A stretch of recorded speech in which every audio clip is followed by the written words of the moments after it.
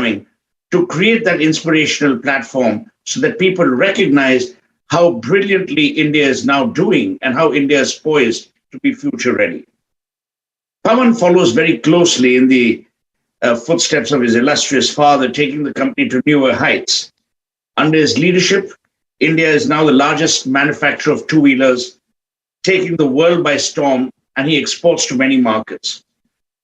Hero has been number one since 2001, and it is creditable that the leadership position has now been retained for over 2 decades.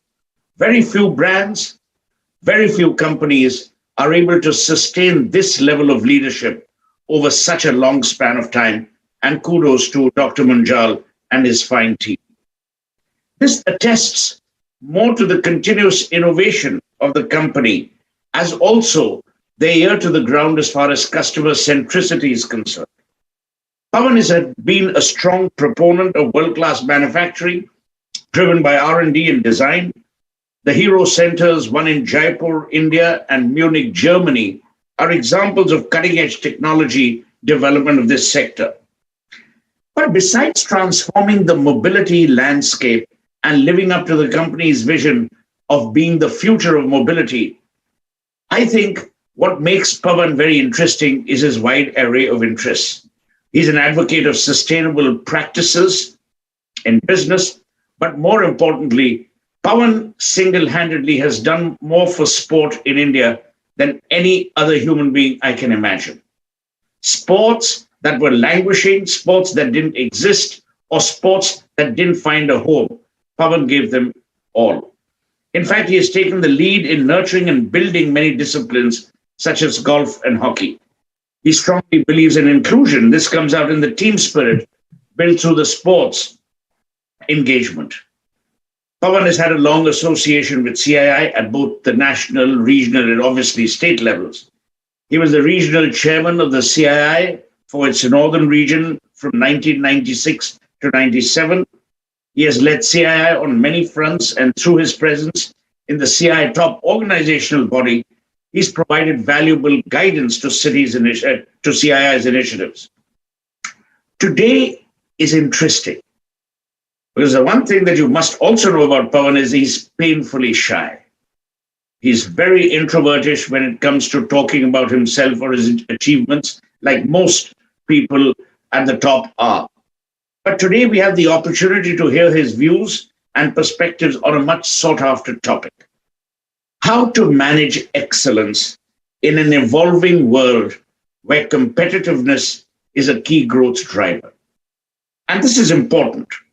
How do you manage excellence when the world around you continues to evolve and competitiveness takes on a role that you never imagined before?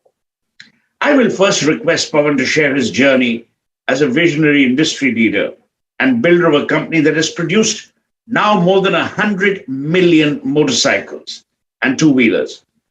What were the economic conditions when you took charge of the company, and how did you leverage them to attain peak performance? Hero MotoCorp has a direct connect with its customers, and its brand image is high as the preferred option for motorbikes. What's been the story of your success in marketing?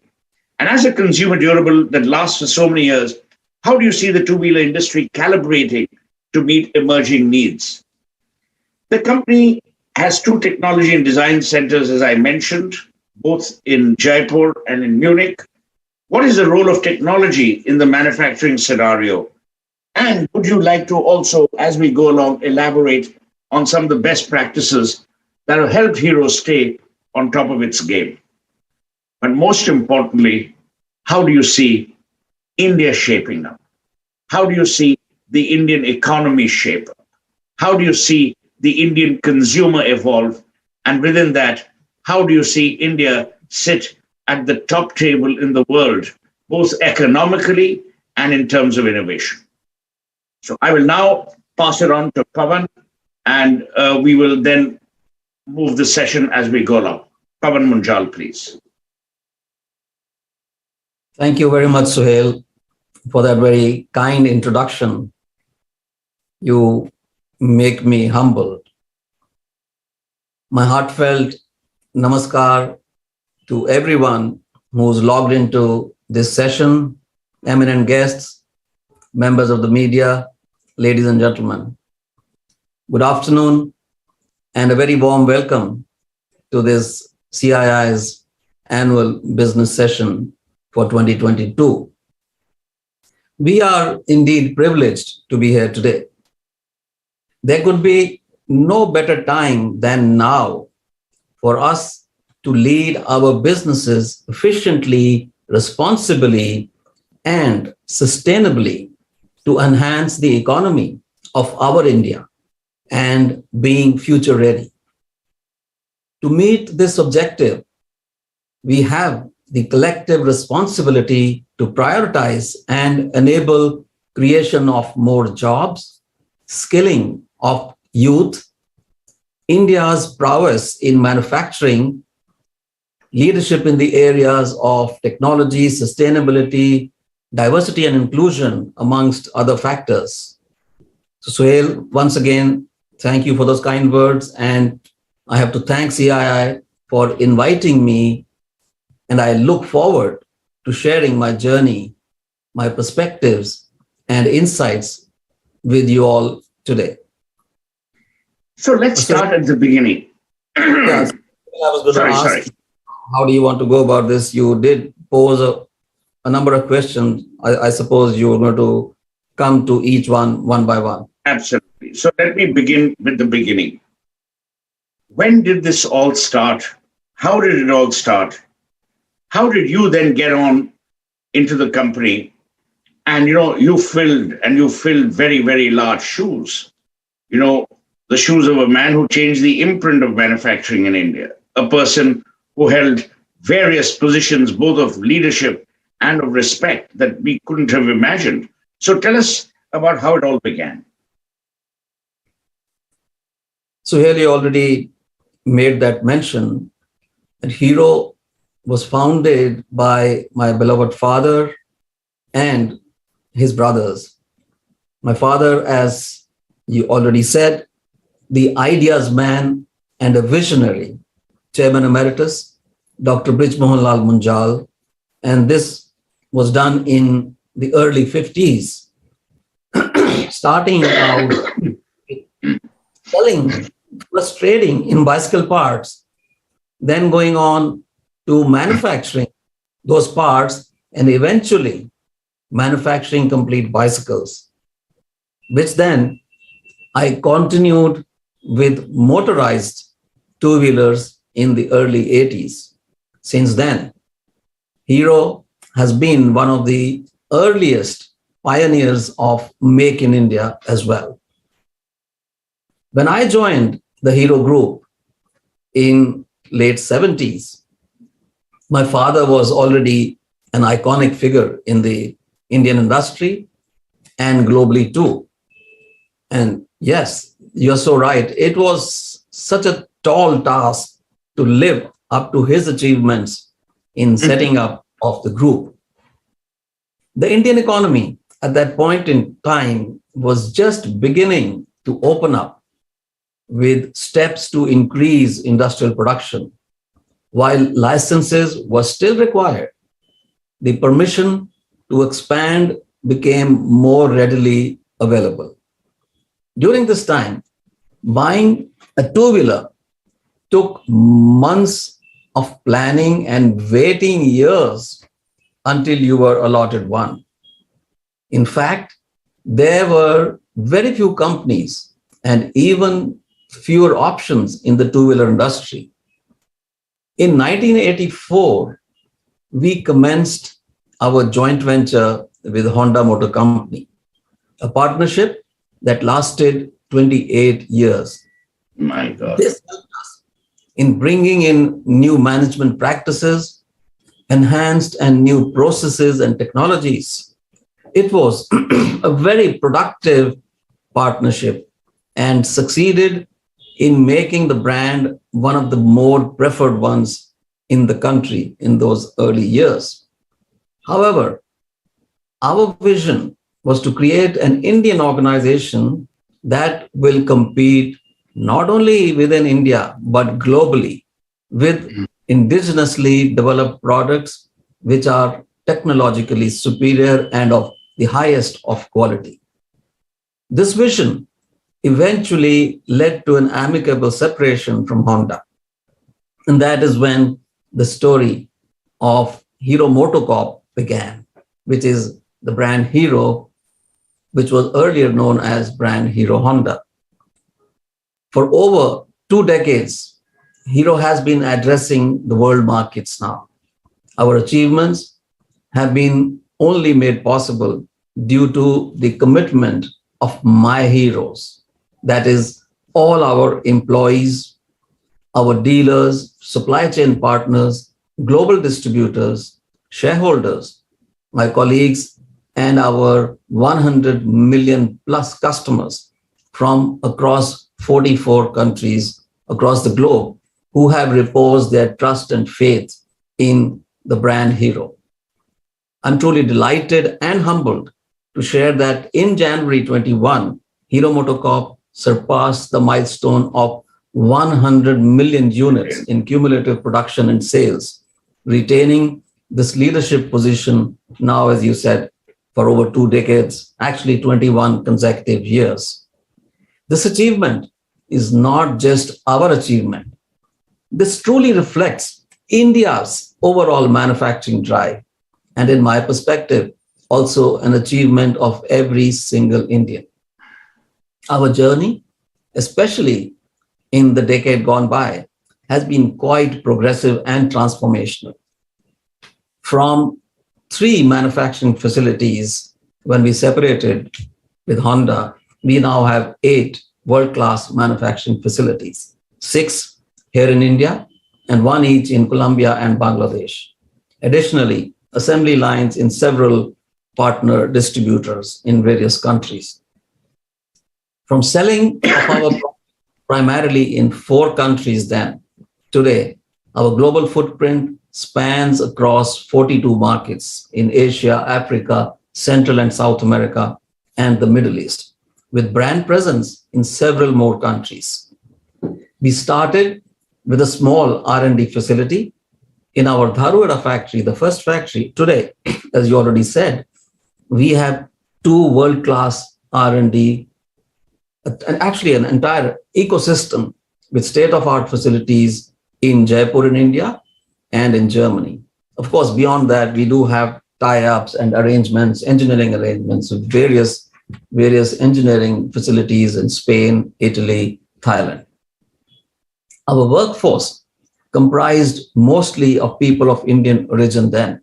Today, our talent pool comprises nearly a dozen nationalities from around the world, with a strong focus and conscious effort on diversity and inclusion. Participating in international motorsports was a distant dream for us. Today, the Hero Motorsports Team Rally is the flag bearer of Indian motorsports, with race wins and podium finishes at several global rallies. We were present only in internal combustion engine motorcycles and scooters. Today, in keeping with our vision, be the future of mobility, we have partnered now with global brands like Harley-Davidson and Gogoro Inc. of Taiwan to develop future-ready and technology-driven mobility solutions. We've also supported Aether Energy, a startup that is doing extremely well in the EV space today. More recently, in March 22, I unveiled in Dubai the brand Vida, powered by Hero, a brand new identity for emerging mobility solutions from Hero, including our upcoming electric vehicles. Needless to say, this has been a very productive journey, and personally, a very enriching and satisfying journey.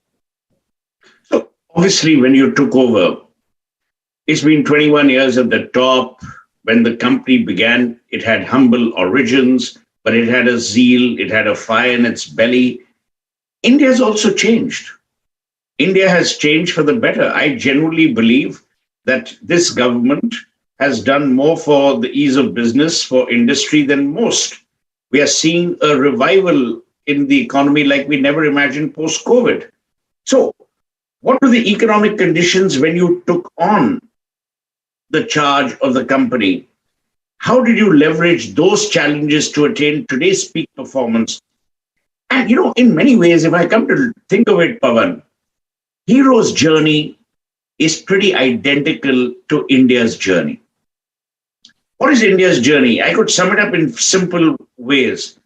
India's journey was everyone rose to a challenge pre-freedom. Everyone overcame the challenges of colonialism post-freedom. We battled with several things, but the Indian people prevailed. COVID hit the world. I think our Prime Minister and our people behaved impeccably and did a superb job. And I think India's resilience, both economically and as people, continues to shine. So in many ways, you have mirrored the journey that India has made. What are your views on that? It's interesting, Suhail, that you asked me this question. You're right. Our journey at Hero exemplifies the journey of India. I was recently interacting with a young group of management trainees about my being the first employee of Hero and our main action points, which I like to share. What was your salary? What was your salary then? My salary would have been the same that an intern would get. Superb. I'm not going to look at the numbers here. Yeah. So let me talk about these inflection points. At Hero, we've had 3 clear inflection points in our history. And interestingly, they do overlap with the history of the Indian economy. They are spread over almost a decade. They're a decade apart, all these 3, and tell an interesting story of evolution of both India and that of Hero. The first inflection point was in the late 90s and early 2000s when we began to firmly establish ourselves as the leader of the industry in India. The country was beginning to understand its potential and was on a growth trajectory. The emerging middle class was beginning to boom, and various brands were attempting to compete with each other to reach out to this growing section of the market.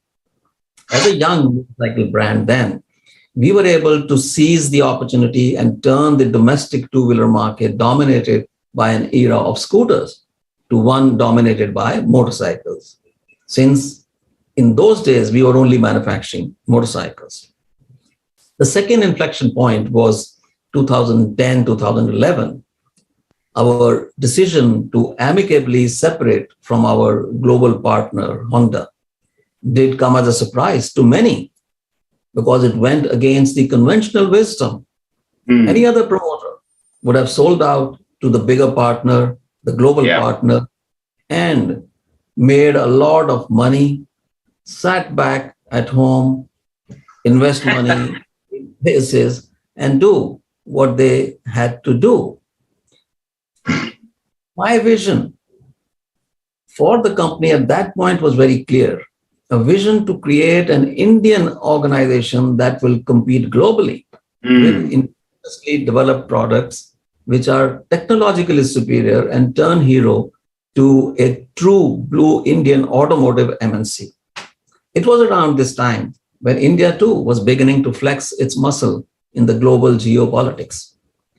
A decade since then, I believe I have been vindicated in my stance, in my belief, and what I wanted to do. The third inflection point has to be here and now, as India, along with the rest of the world, is going through a disruption.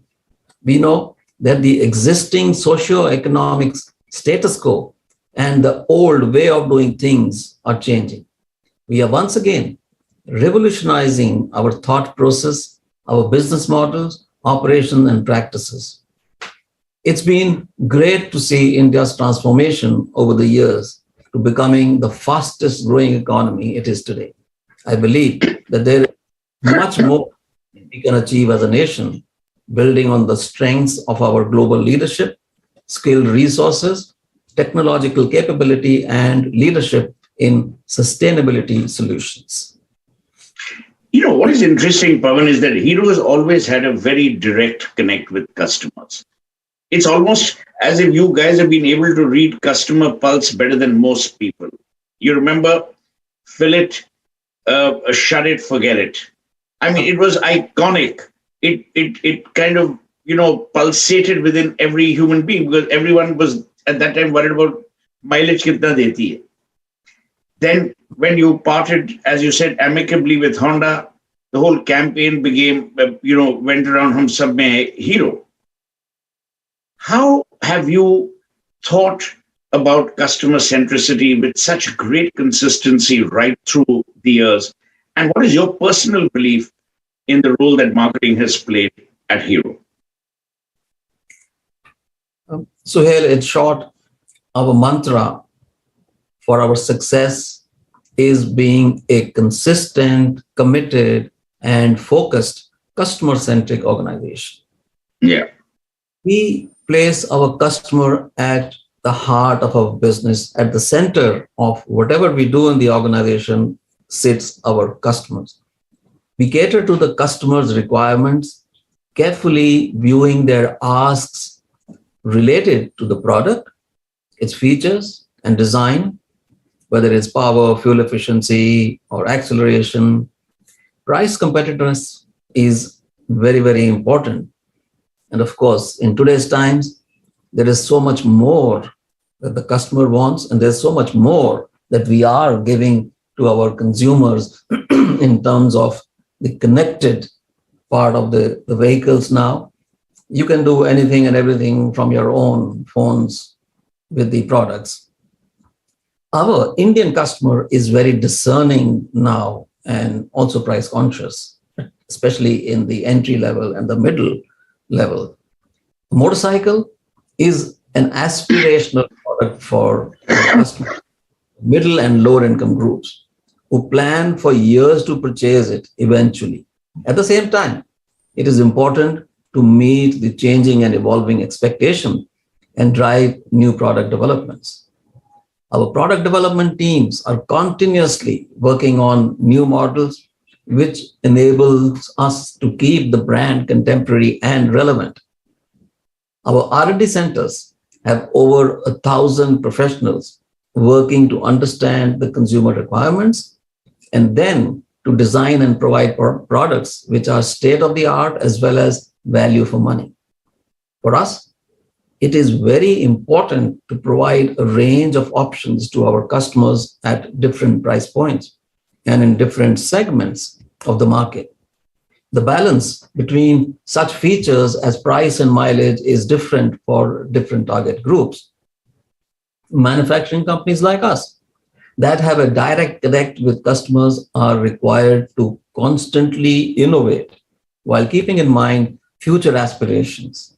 For example, today, customers are increasingly conscious of their carbon footprint, and we must think 2 to 5 years into the future to envision what would be required in order to designing now. Recycling of our products and resources is another question which is being asked frequently.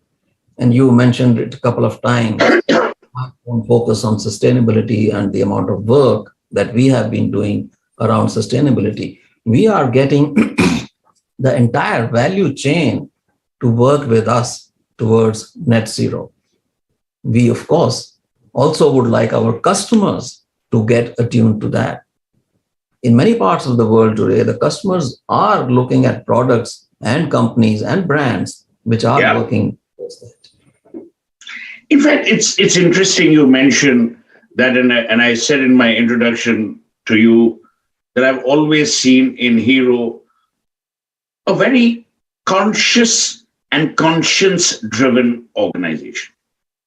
When I say conscious, all the hardware comes into it, innovation, customer insights, blah, blah, blah. Conscience is the way both your legendary father, who I had the privilege of knowing, and you have conducted affairs. I mean, I always used to tell your father that he reminded me of Rusi Modi. Why? Because of the large embrace of his heart and the compassion in his belief.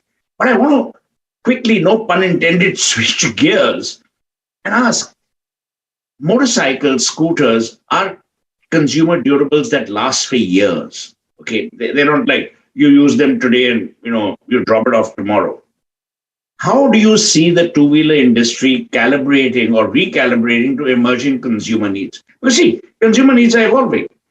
Today, Tesla's market cap is more than the total of all other auto companies. I mean, maybe a blip, whatever. So I'm saying, how do you view those challenges sitting from where you are?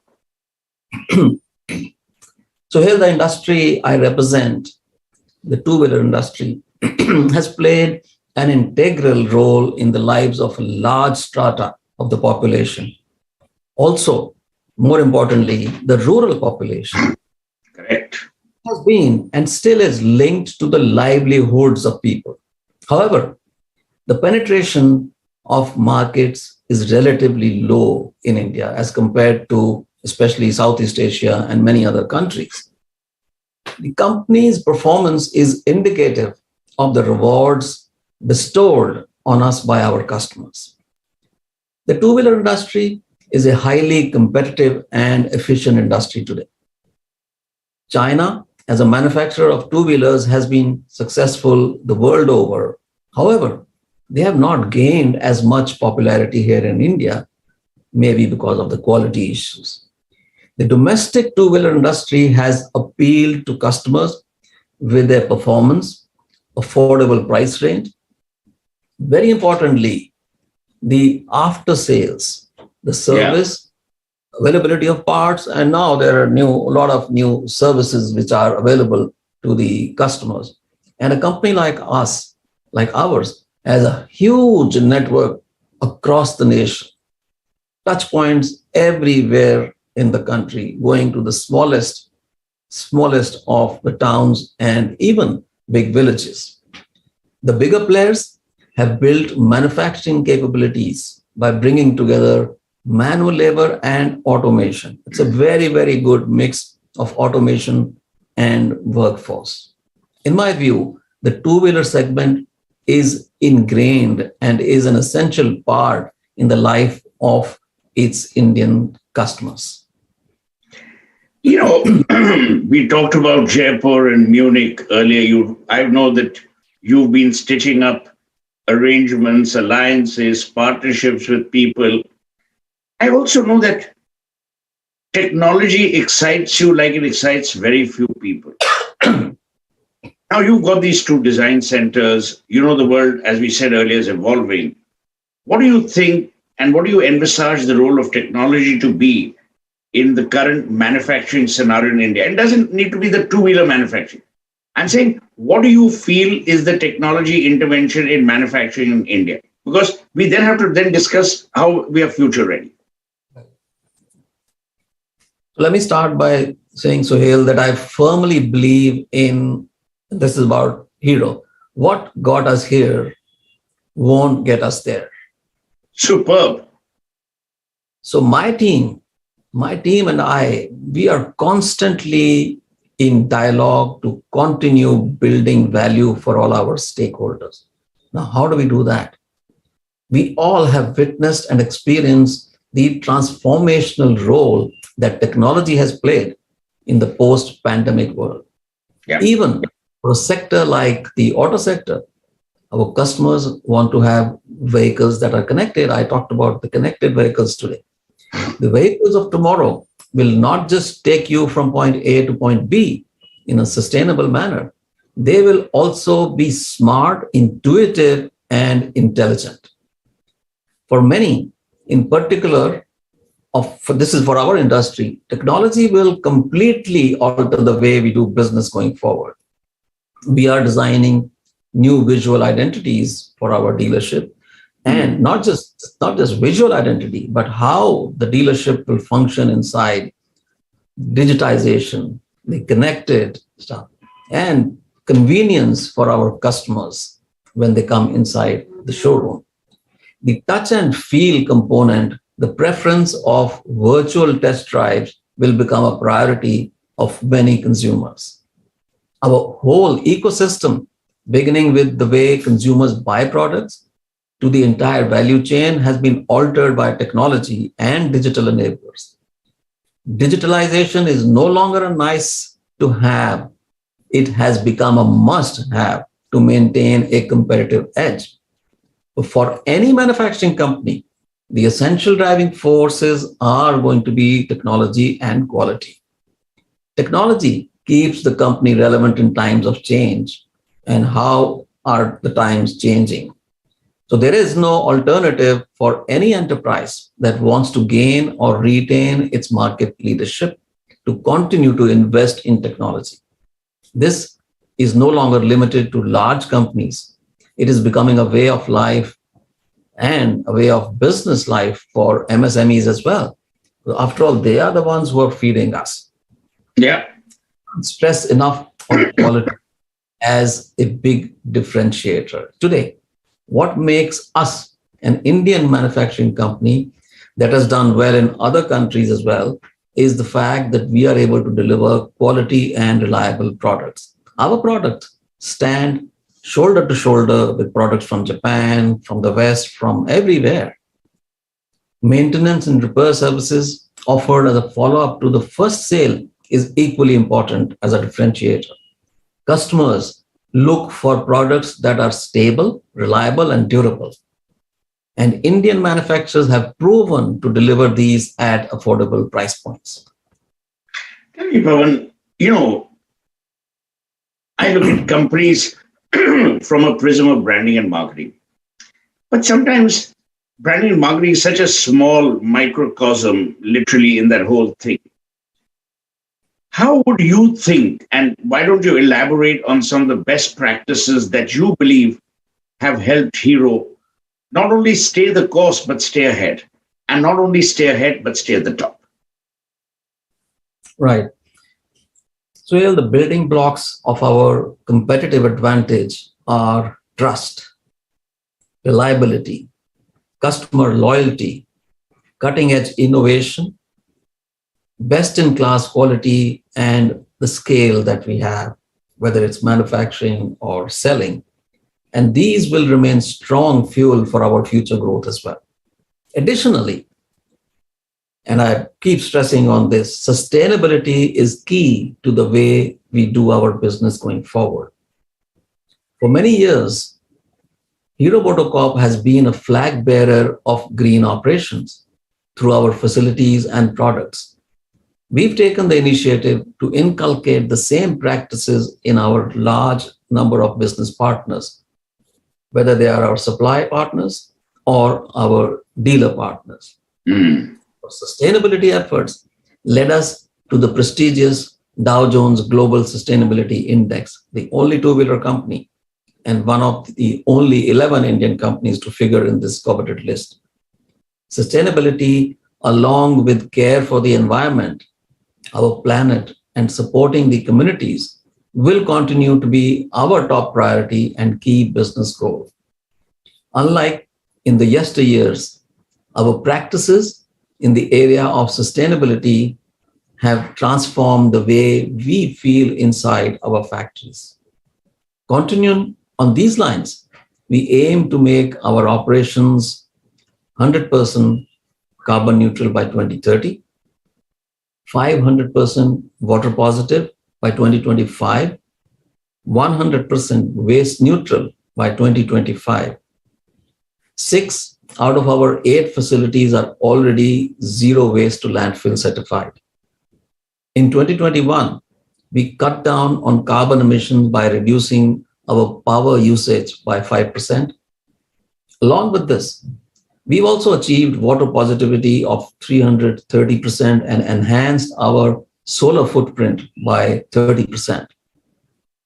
More recently, you would remember that I announced a US $100 million global sustainability fund to establish global partnerships with the objective of nurturing more than 10,000 entrepreneurs on ESG solutions that will have a positive impact on the planet.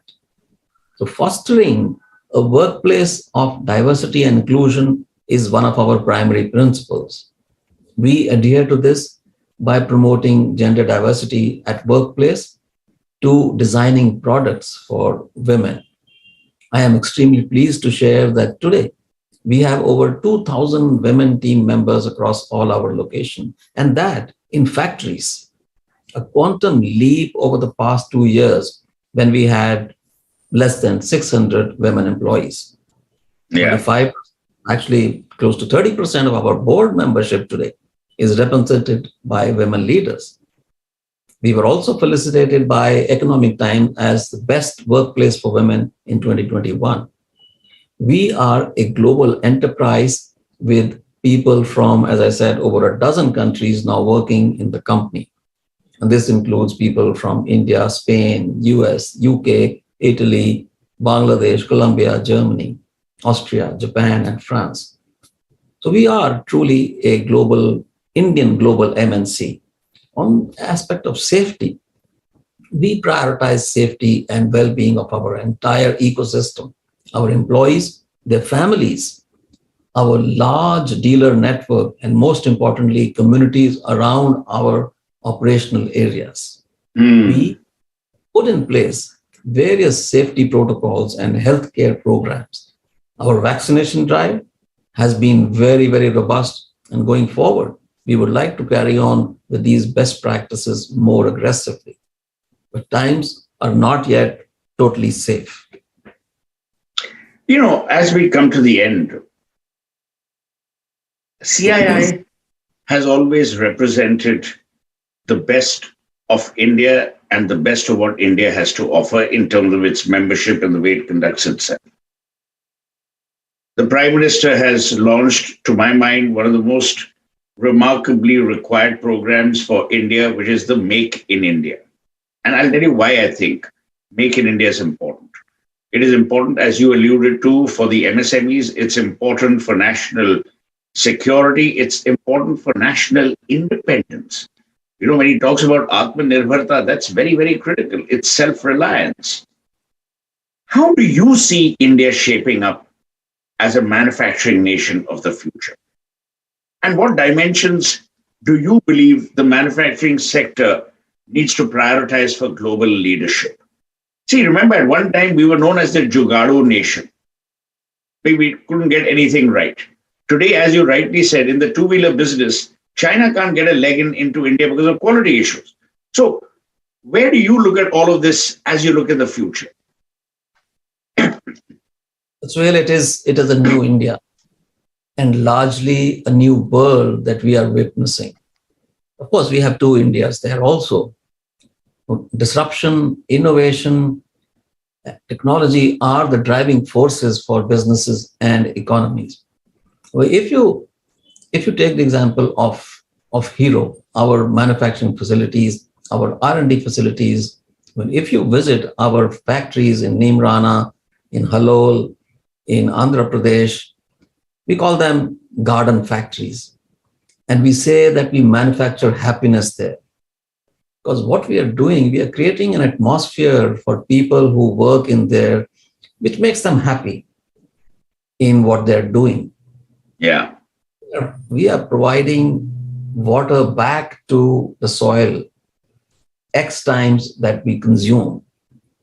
We are cultivating vegetables on the roof of our factories. Of course, solar panels, all the factories. Green walls to emit oxygen for all the workers inside. So there are a lot of things that we are doing which are really very, very advanced and futuristic. If you've been to our R&D center in Jaipur, it is, I personally believe, has to be one of the top 5 global R&D centers, and not just in cycles, has to be automotive. So that's where India is going.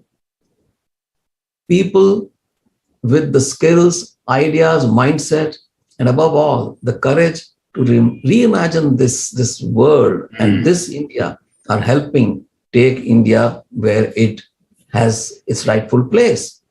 The manufacturing sector of the country has to go to that next level. This is truly our moment to attain global leadership.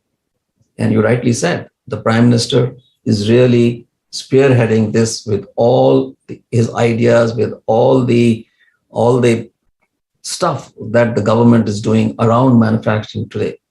The Indian manufacturing must internalize areas of quality, technology, and sustainability. Each firm must drive its competencies and capabilities in all these three areas. After all, it is only when each firm is performing to its optimal levels that the entire supply chain can be competitive and the nation. Yeah. Talking about now and the future, undoubtedly, electrification is the way ahead for the industry. I'm moving from manufacturing into what our industry is going to be looking at going forward. Some companies are already at it and they are moving towards it. Some are moving towards this. Availability of optimal infrastructure, ecosystem, power availability, government subsidies, and disposal of EV waste. All these factors are going to play a crucial role in meeting our objectives. While we talk about electrification, we as a group are invested into renewable, clean sources of power, including solar and wind. And I believe that EVs will be the vehicle of the future. Country is moving towards that. Globally, most countries have already set targets for themselves. This will necessitate a tremendous change in the entire vehicle manufacturing ecosystem too. The design principles will be most crucial to this endeavor, as we must strive for products that are both sustainable as well as aligned to the customer's requirements, customer's demand. In addition, safety is a non-negotiable and is of paramount importance given whatever has been happening across the country. Along with this, the entire infrastructure for charging, for batteries, ancillary equipment, and parts, after sales and maintenance is, of course, always very important. And this is going to shift dramatically from what we are doing today to what we will have to do tomorrow. So we must build the capabilities in terms of the supply chain and the skill sets that will drive this mission. Given the size of our nation, putting in place high quality infrastructure to support the electrification revolution is very, very critical. It is encouraging to see the support that is being extended by our government, whether it's the center or the states, to enable the transformation into the future. I also believe that reskilling will be necessary to ensure that our operations are maintained without disruptions and customers are delighted by the experience provided to them. When I say reskilling, was today there are not enough competencies available in this area. Most of this stuff is new. Yeah. So everyone is actually looking at the same set of competencies. So things going forward are very interesting, very exciting, and very energizing for me personally. I'm so glad. I'm so glad because I'm not only a great India lover, I'm a great India believer, just like people at CII, people like you who lead industries are. I'm also a great believer in the ability of the average Indian to realize a dream that he or she sets out. I think you made many important points. One of them was the ability of Indians to rise to any challenge, which has been reflected in the journey you've taken. You also very rightly talked about entrepreneurship. At one time, we were a nation of shopkeepers. Today, our shopkeepers have brought us so much of pride and joy during COVID times, the way they rallied. But we're also a nation of entrepreneurs. We're seeing more and more unicorns. I'm seeing a changing India where there's hope, there's confidence, there's a zeal to do. I'm seeing a change in matrimonial columns where people are not looking for degrees, but they're looking for a degree of excellence. You talked about excellence. I think what was remarkable in our conversation, Pawan, was that you've established for a lot of people who are listening and hopefully who will see this, the fact that sometimes you don't have to, make dramatic changes in order to change the world, but you've got to do it softly, silently, steadfastly, and with resolute will. These were big shoes for you to fill, but you filled them admirably. I'm sure Brij in heaven must be watching with great delight, because in his mind also, it was the India that was possible and not the India that was impossible. He built, and he called it hero because he genuinely believed that in Indians, there was a hero and there was a hero around India. So thank you for being with me in this conversation. Thank you to CII for having me part of this remarkable journey. I've heard this story so often, I've read about it so often, but every time I'm delighted that Pawan Munjal is able to put a different thought perspective. Sometimes you don't have to change the narrative of history, but you just have to stress on certain points which are contextual and relevant. And today has been a very enlightening conversation. Thank you. God bless you. Please stay safe. And may India continue to blaze the trail of glory with resilience and resoluteness as it does. Namaskar. Jai Hind. Thank you. Thank you, Sahil. Thank you.